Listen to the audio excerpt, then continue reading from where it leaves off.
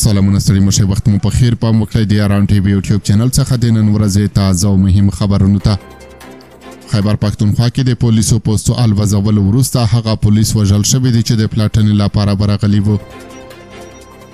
سیمه ییزو چارواکو ویلي دي چې وسله د خیبر پښتونخوا ایالت په لاندې کوتل سیمه کې چې د تورخم دروازې ته نږدې د پولیسو پر یوې پوسټې چاودنه کړې ده دا چاودنه د پنځشنبې په ورځ نه وخته شوې او د سیمه ییزو چارواکو په وینا په دغه پیښه کې چاته زیان نه اوښتی خو وروسته د پلاټنې لپاره ورغلي پولیس هدف ګرځول شوي او وژل شوي دي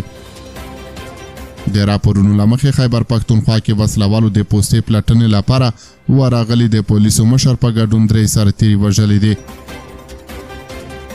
د خیبر پښتونخوا د هنګو په غلمینا سیمه کې د پولیسو پر موټر بمي چاودنه شوې چې پکې د پولیسو د عملیاتو مشر اسد زبیر له 2 نورو سرتیرو سره یو ځای وژل شوی دی او 2 نورو ټپیان شوي دي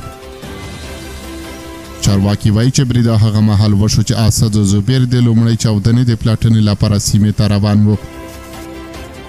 د پولیسو چارواکو په وینا تر دې پیښې وړاندې وسلوالو د هنګو په غلمینا سیمه کې د پولیسو یو امنیتي پوسټه الوزولې وه خو چاته پکې زیان نه و اوښتی د پاکستاني پولیسو د معلوماتو له مخې د لومړنۍ چاودنې د رامنځته کېدو وروسته د پولیسو د عملیاتو مشر اسد زبیر له خپلو سرتیرو سره د پیښې ځای ته روان و چې د درابن په سیمه کې په موټر چاودنه وشوه د سیمه ییزو چارواکو په وینا په دې برید کې اسد زبیر او 2 پولیس سرتیري ځای پر ځای وژل شوي دي او 2 نور سخت ټپیان شوي دي